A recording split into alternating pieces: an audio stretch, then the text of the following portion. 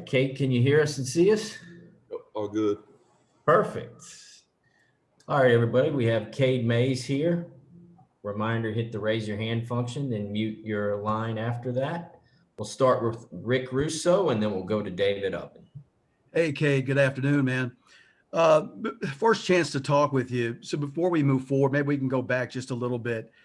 Having to deal with the pandemic and then the uncertainty of whether you'd be cleared by the NCAA and then the SEC. Talk about that time period, what it was like, and then finally the relief to be able to join your teammates in game action. Yeah, absolutely. Yeah, it was a very different time, a lot of uncertainty between everybody, not just me, but, it was a great weight off my shoulders, when I became eligible and everything got cleared, I was just happy to be able to compete with my teammates. Yeah, Kate, can you kind of walk us through, when coming back to Tennessee sort of first became an idea and that road to becoming reality and coming back to Tennessee? Yeah, for sure. I had a good experience at Georgia. Obviously, things didn't work out. So, I transferred here and I'm happy with where I'm at now. Happy to be a part of the family and just taking it every day and just embracing it. Jimmy Himes, then David Pascal. Kate, I know one of your goals was to play with your brother. Y'all have been on the field several times this year. What's that been like? Oh, it's been an unreal experience. We got to play for a state championship in high school and won that. And just we got to do a lot of things growing up together. And one of our dreams was to play college football together. And now that's a reality, it's unreal. My actual first play, I looked over and he was right next to me. So it was just unbelievable to, see that become a reality. Did he say anything to you? Not much during the game, but just afterwards, we talked about it and we're just both ecstatic that, we get to be able to be out on the same field at an SEC level and compete. And it's just awesome. And one other thing, as far as the offensive line, looks like you're having some difficulties in pass protection. What's the key there? How do you improve that? I think just consistency across the board, all five guys just being consistent, understanding the play call, communicating with each other and just being on the same page. Cade, obviously you got to play against a lot of former teammates at Georgia not long ago. What was that like, and were there some funny comments exchanged? Definitely after the game, there were some funny comments. Those guys are still some of my best friends. We talk to this day, and those relationships never really changed. And just being able to compete against me was just like practice. It was fun. And then when you look at this week, this is probably the first time you've ever been a 3-touchdown underdog in your life. What is it like kind of this week preparing for a team where you walk around and not many people are giving you a chance?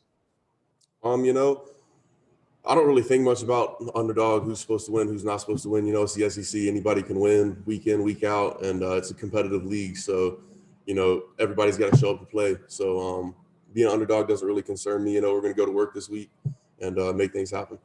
Thank you. Austin Price, then Blake Topmeyer.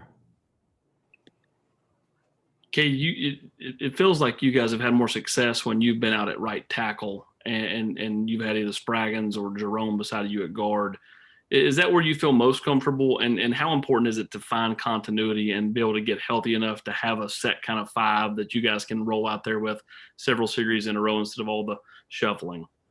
Yeah, my whole college experience, I've played all five positions on the line. So, I've kind of embraced being able to play all five positions and wherever I am on the field, I just try to put forth my best effort and help the guys around me. So, I'm not really concerned with moving around and stuff. I don't think you necessarily need five guys all the time on the field, just like the defense does. They run in different guys on different packages, playing different positions. I think it also confuses the defense and messes them up going against, maybe me here one series, I'm here the next series, guys moving around and stuff. So, I think it's a good little change of continuity. Blake? Hey, you had described your time at Georgia as a good experience earlier. Your lawyer called it a toxic environment. Which was the case? It wasn't the right environment for me. I made some great memories there. I've got friends for life down there. It just wasn't the right environment for me. So, I obviously transferred and now I'm here and, I'm happy with where I am. Can you elaborate at all on why it wasn't a good good fit for you there? Yeah, there was just things that were not were not really looking for the right word.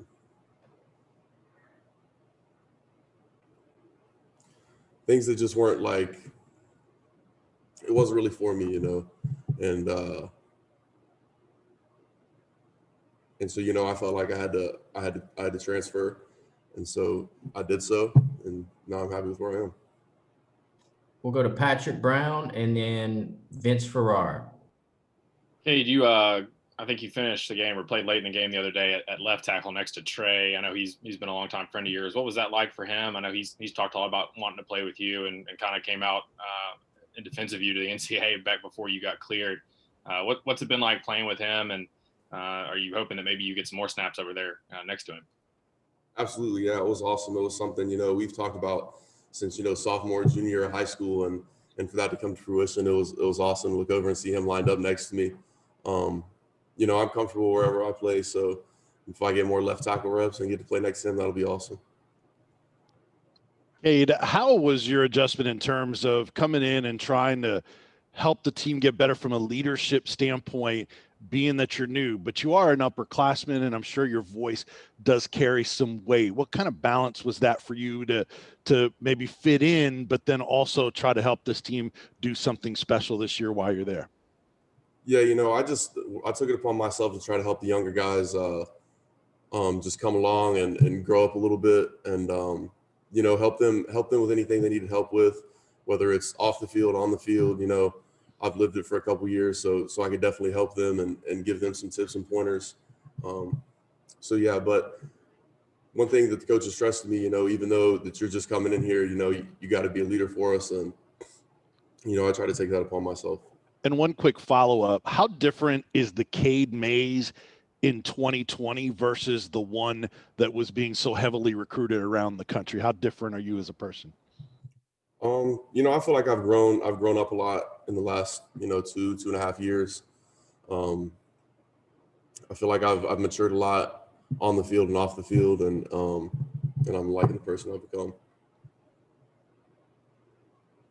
All right, we'll go to Gustavo and then back to Austin Price.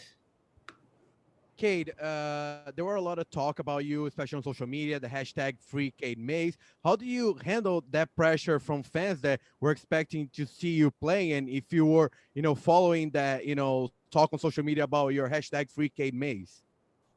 I embraced it. I was just very thankful, that the fan base, they fought for me the way they did. My teammates fought for me the way they did. And I think it really made an impact on ultimately getting my eligibility. And so I was just very thankful that, they supported that. And quick follow-up, and to handle that pressure, because I imagine, that was, nice to embrace, but once they came to the field, I imagine it wasn't easy to fulfill that expectations of the fans. I wouldn't really say there was a pressure or anything. I just go out and play my game week in and week out, and give my best effort and do the best I can. So I wouldn't necessarily say there was a pressure, Cade, everybody gets to write their own story, and your story's had some twists and turns to it. But when you came back in the building, not necessarily the first practice or the first game, but when you walked in the building as a member of the football team here, what were the emotions? Because I'm not sure you ever saw yourself coming back here, but yet there you were as a part of this program. And how much did the fact that Coach Pruitt and Coach Friend and those guys, the way they recruited Cooper and just kind of stuck with him, even though you had just made your own decision to go to Georgia, how much did that impress upon you, what kind of men they were? Absolutely. Coach Pruitt, Coach Friend, they were very receiving of me when I came here, and I was just very thankful for the relationship that I built with them when I got here. And as far as the emotions, I was just, even when I went to UGA, I still had great friends on this team, and we talked all the time. And so just coming back and rebonding those friendships and just, strengthening them, it was awesome to come back and see all my friends and stuff and just be a part of this team. All right, Eric Kane, and then back to David Ubben. Hey, Cade, it's kind of full circle. You played high school football in the area, now playing at the University of Tennessee. How did Steve Matthews, Justin Anderson, and the rest of those coaches at Catholic prepare you for football life here in the SEC? They definitely did a great job. You know, they pushed us in practice to be the best we could be, game situations the best we could be, and you know, in the classroom and stuff, and made sure we got all our stuff done. As far as like on the field, you know, the practices at Catholic were very up tempo, very fast paced. So it was good acclimation to college. You know. Cade, there hadn't been very many people who've gotten to transfer inside the conference and play immediately. What was sort of the case for why you deserve to be able to do that? I just feel like the SEC, you know, I laid my appeal out, and the SEC and NCAA felt like that deserved me to have my eligibility. So that was their decision they made, and I'm just thankful that was their decision. What was that first week like when you weren't able to play?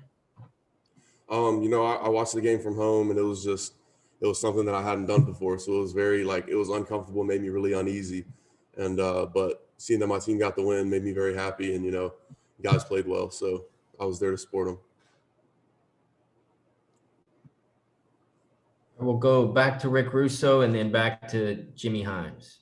Cade, initially in your career, college career, you watched Jared Garantano from the other sideline. What is it like now being a teammate of his? How is he as a teammate, a competitor, and a friend on that offense? Yeah, you know, he's a great competitor, great teammate, great friend. You know, he comes to work every single day, works his butt off. You know, he's always in the film room, always staying after, getting extra work, and just a great guy. You know, he's a good leader for our team, and you know, we believe in him. Cade, Coach Pruitt has talked about how COVID made a lot of people miss a lot of practices before the season started, and he's indicated he thinks that has maybe had a little bit of an impact. Do you think that as many players sitting out as they did, and many of them on the offensive line, do you think that's had an impact on the continuity of the offensive line play? I mean, I wouldn't use it as an excuse, but definitely not getting our full like practices and stuff in, and not having all the pieces of the puzzle in there. Definitely makes it difficult, but you know, I wouldn't use it as an excuse. We missed lots of key components, you know, that were out for 2 weeks or so because of the COVID. So it definitely makes it tough, but not an excuse. And how would you assess the offensive line play so far? Inconsistent is the word I would use. You know, we've got to be more consistent and running the ball, throwing the ball. We got to make running lanes for our running backs, pockets for our quarterbacks, and you know, just letting it loose, you know, just playing with great effort and just being more consistent. Last two questions, David Pascal, followed by Vince. Cade, given that Brandon Kennedy went through the same thing, transferring from a rival school of Tennessee to Tennessee, how much have you leaned on him throughout this whole process, and what has he meant to you? Definitely, you know, BK, he's an older guy.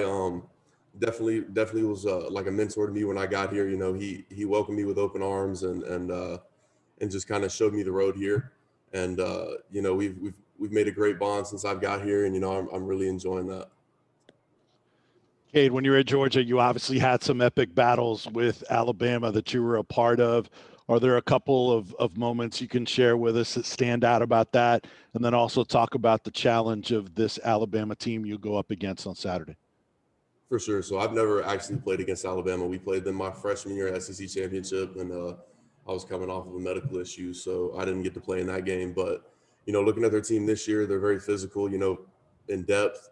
They're really good front seven in the back half. They play with a lot of effort, very fast, very physical. And they're just very technically sound. You know, they look well coached. And thanks, Cade. Appreciate y'all.